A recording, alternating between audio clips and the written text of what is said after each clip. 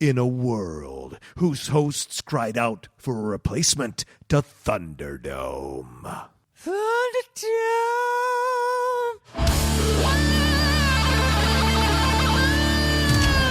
The Top 10 is proud to bring you the Relist. Relist. Relist.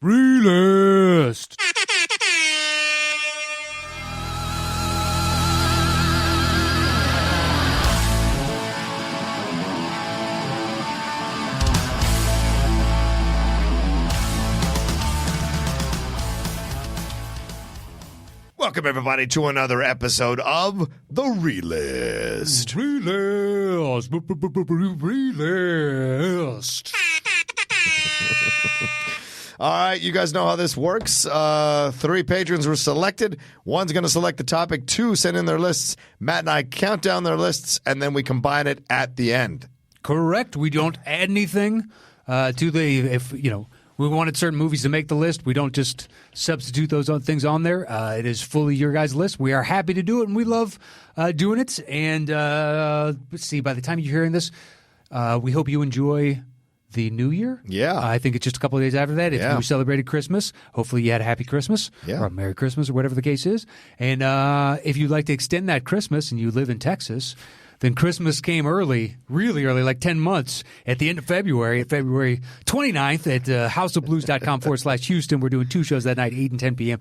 And then once again, King's Place out in London. We are coming. Yeah. May 2nd, 8 p.m. Doors open at 7. They got a nice spread, a bar. It's a chill place. We're going to do a longer show. It's a 30-pound ticket, and we are going to crush. Bring out friends. Trust me, this is like a stocking stuffer in May. Yeah. They don't know the treat that they're in for, that you're doing them a favor. And we can't wait to see all of you again. It was the highlight of both of our years last year, I think.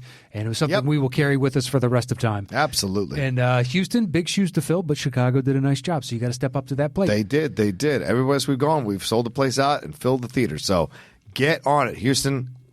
Get on it. Yeah, let's keep that trend going. We got 2 shows that night. We know we can sell it out. There's even reserve seating that they can open up if we spill over and sell out early. Yeah. I don't know how many there are, but there's like some standing room that they're willing to open up thereafter that they might be able to scoot in a couple folding chairs or something. I don't know. But anyway, so let's just jump into this relist, shall we? Well, first of all, let's say if you want to be part of the relist, you can always do that by going to our Patreon, www.patreon.com/the top 10. That's that number 10, the top 10, number 10 there. Jump into it, see what the tiers are, and you can be part of the relist yourself as a patron. And you can also take part in our Topic Thunder and send in your topics for us to answer on that show. So, all right, let's jump into this thing. Thanks to Chris Alexakos for compiling this thing for us. Who is the person who sent in their topic, my man? Selected is the ever handsome Mr. Bernie Knapp. Oh, look at you buttering your old father-in-law up. Oh, that's all right. Okay, he's going to be buttering up some stuff for me at Christmas Eve. I can't wait for the food, Bernie. Oh, hello. We are saving our appetite from Chris's and coming over to your place and hopefully engorging ourselves in all kinds of beautiful. We're eating overly healthy for the next. We already eat really healthy by and large. Like we have, in essence, like a cheat day a week. We had burgers and fries the other night. This place that does fries and beef tallow. Okay. The way McDonald's did it way back when. Oh, wow. And they got these. You ever heard of smash burgers? Yeah, of course. And they smash. So it's double smash burgers, the only burger you can buy. Wow. And then beef tallow fries, and it was all pretty delicious. What's the name of this place? I'll have to look it up. It's got a weird name, but it's over in Silver Lake. Okay. Sounds good. It's Sounds over good. near the 5. It's delicious. All right. And as far as a burger in this town, decent price, and it was good. That's perfect. Yeah.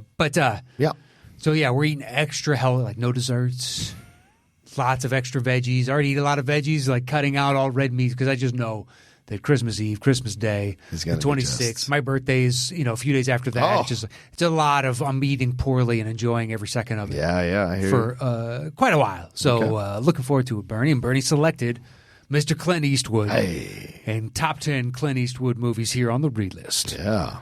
Can I do a little bragging? I got to interview Clint Eastwood for the Richard Jewell press Yes, junkets. you did. You can see it on YouTube, on the Collider Interviews YouTube channel. Truly a highlight of my life, man. Outlaw to Outlaw. Truly a highlight of my life. The nice thing is that's what he said to you to start. Outlaw, it's good to see you from this Outlaw. You're like, oh, this guy. He's great. It was so much fun. And that film is getting unfairly vilified by the press and the media, kind of rehashing in real life what happened to Richard Jewell, the person they're doing it to the movie over one stupid fucking scene. It's mind-blowing to me. Anyway, all right.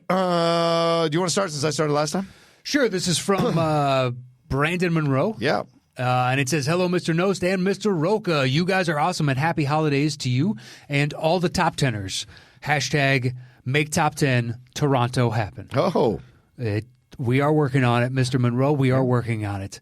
So he just jumps right in with his list. And at number 10, he's got In the Line of Fire. Okay, not on this list. Not on the list, No, really. I know, surprising. He doesn't say anything about it specifically. He just wrote down In the Line of Fire. We both appreciate the brevity. It's what, the Secret Service one where Malkovich is the guy intent out on killing the president? Yep.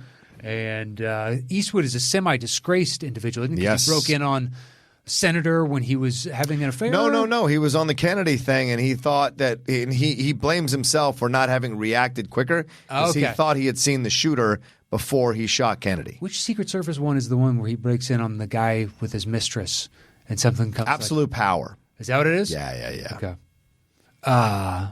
Yeah, I remember liking In the Line of Fire. Yeah, me too. I thought it was really good. Actually, one of those ones where Clint was like kind of stepping outside of westerns, and it actually worked for a lot of the audience. Rene Russo in this thing, not Dermot Mulroney, Dylan McDermott as his partner, and all that. So there's a lot here, and the great dialogue between him and Malkovich. Great stuff.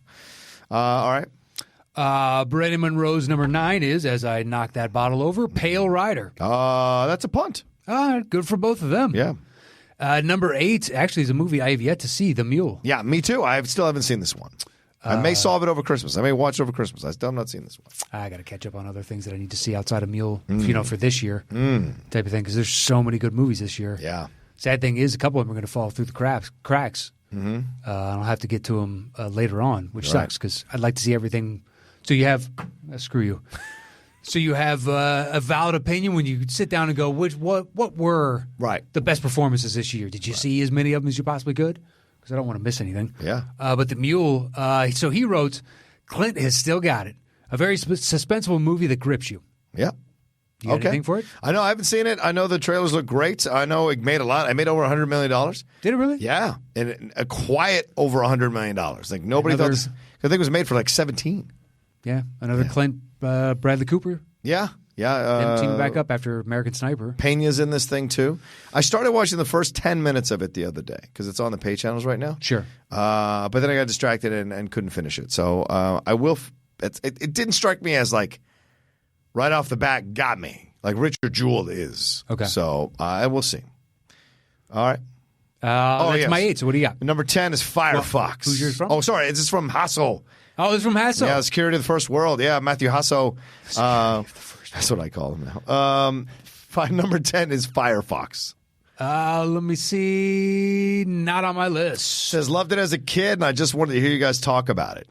It's a weird movie for the 80s. I've seen it. Clint's a fighter pilot. Yeah. Is that the one where they have to, or that's the one with Nick Cage, with the train? Like they're driving a Jeep with the same scope thing? Oh, yeah? Is that the Nick Cage one, or is that Firefox? I think it's Nick Cage. Yeah.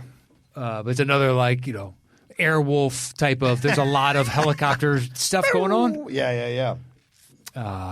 Yeah, I vaguely recall Firefox. It was kind of a quiet favorite of people who enjoy these like action films, and it was such an interesting thing for Eastwood to play a fighter pilot. It only made sense. SR-71, the Blackbird knockoff type of thing? Oh, maybe, dude. Now you're in too deep for me. Well, the SR-71 you know. Do I? If you saw the picture of it, just search SR-71, and then Blackbird would probably be the autocomplete, but you know it. It's a spy plane that's all black, and it just looks, the silhouette of it is just amazing. Yeah. The Blackbird. Yeah, I do know this one. Absolutely. So is Firefox like basically the Hollywood version of that plane? Yeah, kind of. Yeah, you can tell right there. Yeah. So I remember G.I. Joe did a jet that kind of looked like that. And it kind of looks like the first X-Men jet, and it kind of looks like... Yeah. So it's their version of the SR-71. A pilot is sent to the Soviet Union on a mission to steal a prototype jet fighter that can be partially controlled by a Neuralink. Those damn communists. With their Neuralinks. Yeah, nobody of note except for Warren Clark that I know of is in this thing. But Nigel Hawthorne as well. Interesting little film, that's for sure. Directed by Clint Eastwood. Hey-oh. Well, good for Clint. Yeah. Getting those bones early. Yeah, fighter pilot. All right, number 9, Any Which Way You Can. It's not on my list. So funny and odd seeing Buff Clint be a boxer. Also, the monkey, in quotation marks. Wow. Isn't it an orangutan? It's an orangutan. Which is not a monkey, guys. Yeah. Get your shit together. Maybe there's a joke in the film where he's called a monkey. I don't know. I've never seen either of these movies. I've seen bits and pieces. Yeah. I don't understand the appeal, so I never watched it. Even as a kid, I was like, I don't know. Clint Eastwood didn't loom large in my mind at that point because I hadn't seen Fistful of Dollars, Good, the Bad, the Ugly, like all the things that would make you go, this dude is a badass. Because I was a kid. So this comes out and you're like, some dude and a monkey, why do I care? Yeah. Right cross, Clyde. All right. His number 8 is $1 Million Baby. That's a punt. No surprise. Go ahead. Mr. Monroe has some good taste in his movies there, Mr. Hasso. I don't understand. You go from Clint and an orangutan to one of the better boxing movies. Number 7 for Brandon Monroe is Escape from Alcatraz. Not on the list. Okay. He writes it's one of the better prison films with superb ending. With a superb ending. One of the better prison films. It's it is good. It holds up. It is good. The pacing at times is a little slow, but by and large, I think it's an intriguing story that's based on a true story. Yeah, about these guys that amazingly managed to procure all the stuff that they would need to make papier-mâché versions of themselves and burrow through the wall to go out and make a raft, like to make a little waterproof type of raft thing, and then to go across the San Francisco Bay, which is freezing cold, and they never found the bodies. Yep. At least, conspiratorially, that's what the government told us. But I don't know if I believe that. Yeah, damn D.B. Cooper jumped out of a plane and scooped him up with his parachute, and they locked onto his feet, and he just carried him out across the ocean. True. It was a thing of beauty. But yeah, Escape from Alcatraz is it's good. Okay. What's number 6? 6 is Dirty Harry. Dirty Harry. That's a punt. Okay. Brandon writes nothing because it's a punt. What do you got at 7? I was just going to stop you. I know. I was just going to stop you. All right, number 7 is Heartbreak Ridge. Not on my list. That's a shame. I love this movie. Hasso says he sticks to that voice, and I always just enjoyed his take on the sergeant. I agree. It's such a good movie. It's a Marine movie. Clint plays this guy who's a disgraced Marine sergeant who gets put back into this platoon to train these kind of malcontents in the Marines to shape up before they get into a fight and get sent to Grenada. Mario Van Peebles plays one of these guys. A bunch of other people. This guy, Swede, I forget the actor's name, plays this massive dude. They all get put together and trained and become a cohesive unit to go against the better level of Marines that are there, and it causes all kinds of friction and problems. Marsha Mason is his ex-wife or ex-girlfriend in this, and they kind of find their way back to each other, but it is Clint doing Clint, which is get in there, get in there. That's what he does the whole movie, man, and it's incredible. What do you got at 6? Put on your shirt. Number 6 is Pale Rider, the punt from earlier. Sure. He goes, because biblical badasses always rule. It's pretty succinct. Yeah. Brandon writes, a good Western with some witty dialogue. Fun is the best I can describe it. Yeah. Yeah, Pale Rider's good. Pale Rider's damn good, man. I love that ending, too. Preacher! But a lot of interesting things are explored in the movie. And then at the end, which is what great Westerns do, at the end, you don't know who this guy is. You don't know how Clint and him got on the opposite side of a situation. But you know he's the guy that put 5 bullets in Clint in the Pale Rider. And so when he's getting his revenge, it's so fantastic, even though you don't know shit about this villain. And that's the thing I tell people all the time when I'm reviewing movies. You don't have to explain everything, but you have to lay some good goddamn groundwork. Yeah. So that we give you that license to not explain something and create this villain or whatever out of thin air. And it makes us go along with it. So anyway, there we go. What's your number 5? So my 5 is A Perfect World. Ooh, not on this list. All right, he writes, even though Kevin Costner is the main in this movie, Clint has a major impact in the movie. Yeah. There's a strong message and is very underrated, in my opinion. Yeah, I don't disagree. You remember this one? Yeah, but I don't remember Clint being in it. I remember him walking Kevin Costner through that field, and he gets shot, and the little kid, and then like them being in the Cadillac and all that. I hadn't thought about it until when we had Gabe on, my nephew, and he guessed it, and he brought it up for whichever. I can't remember what the topic was, but that's the first time I had thought about A Perfect World in a long time. Yeah.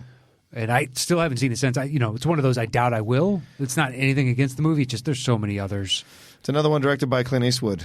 Okay. Didn't know that. And Laura Dern plays his partner, and they're trying to hunt down Kevin Costner.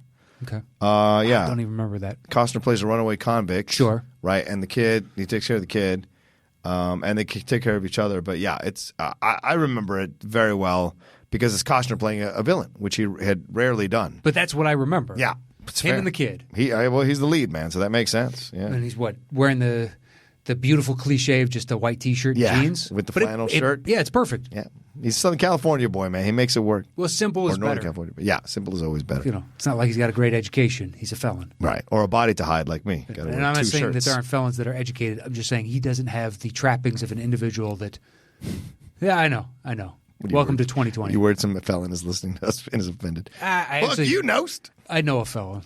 Oh, you know a felon? I do know a felon. Fair enough. Yeah, I mean, he got popped for something that I could have been popped for. Oof, shit. Well, it's just having too much pot on you at a concert type of thing. That happens. Yep. And in the time he got caught, he already had one strike on his record for like a DUI or something. Yeah. And the judge was just like, no bueno. How long did you go in for?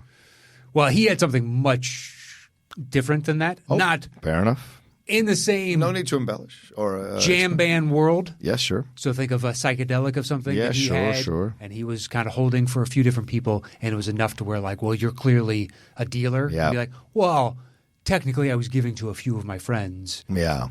It wasn't like I was sitting on a trunk full of this stuff. I just had a single bag, and we were going to enjoy it at this concert. Wow. But he went away for a while. Wow. For a while. I'm sorry, man. Yeah. Well, this was long before I knew him. Yeah. So. All right. That's your number 5? That is my 5. His 5, Matt Hasso's 5, which may get him kicked out of his job as security of the first world on the top 10. His number 5 is Unforgiven. You know, he tweeted me the other day that he didn't think Christmas Vacation was good. Yeah. Do you think it's one too many kicks in the head from these karate things? Could be. Yeah. Could be. Like he's something not got dislodged. punch drunk. He's foot drunk or something. Whatever that is. He's kick drunk. He's kick drunk. There you go. That's much better than foot drunk. Foot drunk sounds like some weird fetish thing where they've had so many feet in a day that they're rolling in some state of euphoria. Yeah. This show took a weird turn. So what's wrong with you? Wow. It's a punt, right? Yeah. Okay, good. Yeah. I think that goes without mentioning. 4 is $1 Million Baby, which is roughly in the ballpark of where, as opposed to Hasso's 8. Yeah, I don't disagree with you. That's where it belongs. Yeah, dude. I don't know. Yeah. I feel like you got a karate chop to the huevos a couple of times there, Hasso. I feel like it's why Hasso listens to us. Because he knows his ideas are way off base. Yeah. What did I'll give mine. Yeah. He wrote a great boxing movie. Hilary Swank does a masterful performance that makes you fall in love with her.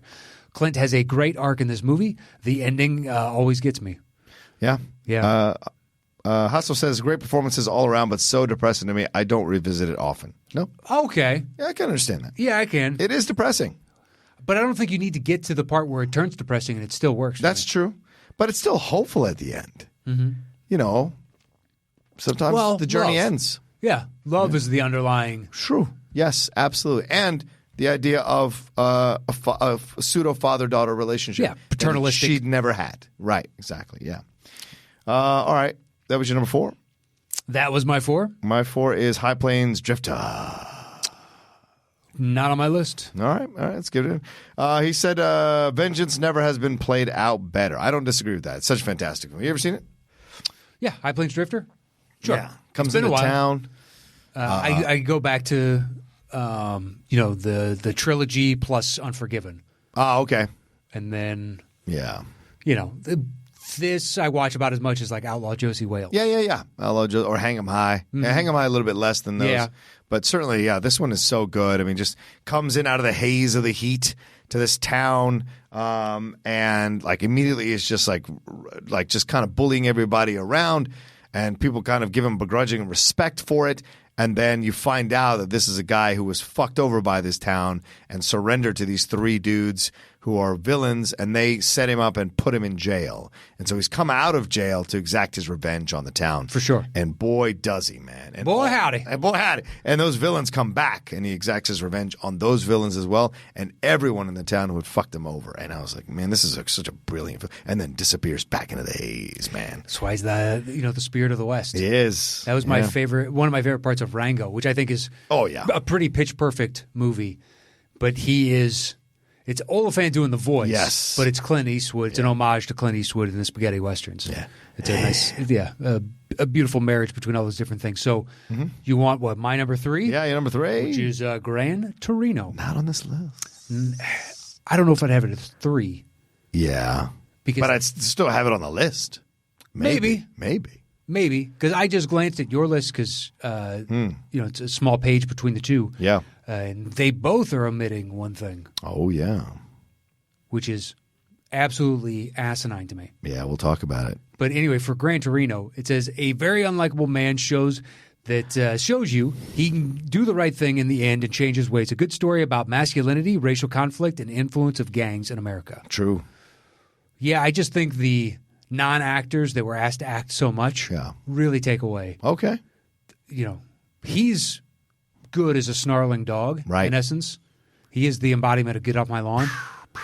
Yeah. But I can make anybody a decent enough actor kind of angle when he was doing that, because eventually Clint became the one take and we're done, or two takes. We're banging this out quick. We don't need 100 takes. This isn't Kubrick. This is one where I wish you would cast somebody else. Yeah. They're I hope they're nice people. I'm sure they are. Nothing against them, but they're not actors. Yeah. They were, I guess, who we wanted for the part, and for me, it doesn't work as well. Yeah, so I agree. What number was that again? That's my 3. My 3 is Dirty Harry. Okay, the punt. Yeah, we all know why. Just defining that 70s hero. What do you got? Sure. He writes, I feel lucky for just watching this movie. Interesting. Wow. It's just a classic. I agree. I feel lucky. I mean, I think it's really good. It's interesting that it's basically their take on Zodiac. Yeah. To think of San Francisco's this weird, gritty crime. Like my entire life, it's been what I view San Francisco. Yeah. Although now it's got a serious homeless drug problem. Yeah. As bad as ours is, theirs is even more congested because it's such a smaller, finite area. Yeah. But I don't think of it in any way as Zodiac. Yeah. It's crazy to me that was San Francisco. Right. And it's a damn good movie. I think it holds up really well. I think so too. I mean, you go down the line of that series and you start to lose some of the quality, but this one still works. And yeah, it's upsetting, it's unsettling at times, it's slightly racist in moments, but it's the fucking 70s, man. I mean, French Connection is racist right the first 10 minutes of the movie. So you got to look at things within the context of when they've been released and what's going on in society at the time and what they're able to get away with.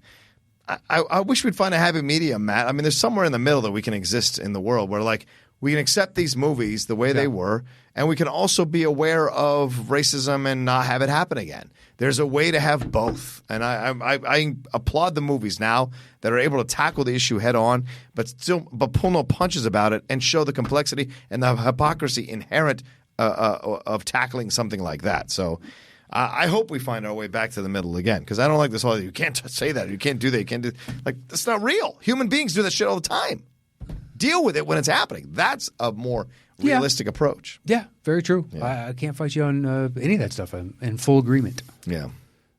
So that was your 3? Yes. So my 2 is your 2. Oh, yeah. Fistful of Dollars. Fistful of Dollars. This is the one that makes the list. Uh-huh. I know. And I don't have it. Does he say anything about not omitting the other? Well, he just says, yo, Jimbo in the West, fan-fucking-tastic. We promise that we won't make a substitution. We won't. But boy, oh boy, if there was ever a time when there needs to be something put onto a list. Yeah, right? We won't do it. Violate the tenets of, basically the rules we made up. Yeah, we made up on the fly. Just like societal rules, we can change those things. It's not like it's constitutional. We don't need to pass an amendment. We just need to change the law. Fair point. Fistful of Dollars. So he writes, the start of a great trilogy, it defines the spaghetti Western for me. Yeah. Yep. I agree. Absolutely. It's so good. I don't like For a Few Dollars More as much. I think Fistful of Dollars and Good, the Bad, and the Ugly were the top two of that trilogy. Yeah. There are still good things in For a Few Dollars More. Certainly the little music box and what have you, and Lee Van Cleef actually playing a good guy. That's cool. But this whole idea where he plays both these guys against each other and has that steel plate under on the shawl, fantastic, man. Just brilliant stuff. So, yeah. All right, what's your number one? My one is the only number one. Right, I agree. Which is Unforgiven. Yeah. It's a perfectly cast movie for an older Clint Eastwood and brilliantly directed. Yeah, he's got Hassel says, as solid as this film is, it doesn't super get me. Wow. I mean, what do you think happened to him as a kid? Well, he didn't grow up watching Westerns, is my guess. But at the same time, he's got, including his number one, 4 Westerns on this? Yeah, he does. 1, 2, 3, 5. He's got 5 Westerns out of 10. So he's clearly watched all of them. Yeah. And his number one was one that we just discussed. Yeah. Technically. I mean, to us, it's the destruction of the Western, and it's kind of interesting to watch the building collapse kind of thing. Yeah. All these tenets, the structural tenets of what a Western is, and the demystification of when Eastwood is in essence talking to that reporter at the end, and the reporter's like, "Oh, you clearly went for him because you felt he was the best gun." It's just like, no, it's the luck of the draw, man. I've always been lucky when it comes to killing. This is the truth. Yeah. Some people, whether they're good or they're bad individuals, are just luckier than others. They just have it's like Apocalypse Now, and he says you just knew that Robert Duvall character wasn't going to get so much as a scratch, because he just had that aura, that energy. Same thing here. Unforgiven.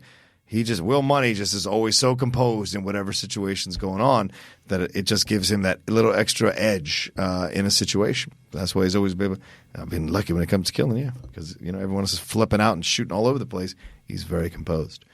All right, number one, he's got the Outlaw Josie Wales. That's Matthew Hasso. He says, yes, hell yes. Not only my favorite Clint, but my favorite Western of all time. Wee, wow. I like it. I'm really on board until they get to we're creating our own little village type of thing, and that's when it starts to lose me. Mm-hmm. It doesn't fully lose me. I like the movie. I don't know. It just doesn't work as effectively for me as Good, the Bad, or a lot of others. Yeah. Unforgiven and Fistful of Dollars. Yeah. And For a Few Dollars More. And yeah. Oh, you mean Clint Eastwood wise? Yeah. Well, just for Clint Eastwood Westerns. Yeah. It's still good, but I don't even know if it makes my top 5 of his. I wouldn't. I mean, Unforgiven is so far and away the best Western's ever done. I sat and talked when I asked him in the interview with him for the press junket. I asked him if there was a director's cut of Unforgiven because there have been rumors about that for years. That he has a director's cut he's never released that's longer, and he said, "The one I released, that's the director's cut." And I said, "All right, boom, done. There you go. Question answered." But yeah, great stuff here from Matt Hasso and Brandon Monroe, even though we gave them a lot of shit for their choices and their selections. That's the beauty of the show. Yeah, exactly. Do we put this thing together? That we do. I will go ahead and start a list real quick. Thanks to both of you for sending in your lists. This is going to be fun. Well, so Unforgiven, number 1? I guess so. Well, that's the beauty of we make the list. That's right. Fistful of Dollars, 2? Sounds good to me. Poor ass. Yeah, I mean, look, we're not gonna add any movies like we think one should be added. But we do get to order this motherfucker. It's true, very true. He's got Gran Torino at 3 and The $1 Million Baby at 4. Okay, I got $1 Million Baby at 8 and no Gran Torino. I would say $1 Million or Dirty Harry next. I would do Dirty Harry. All right, Dirty Harry. Do you want to say that then $1 Million? Yep, works for me.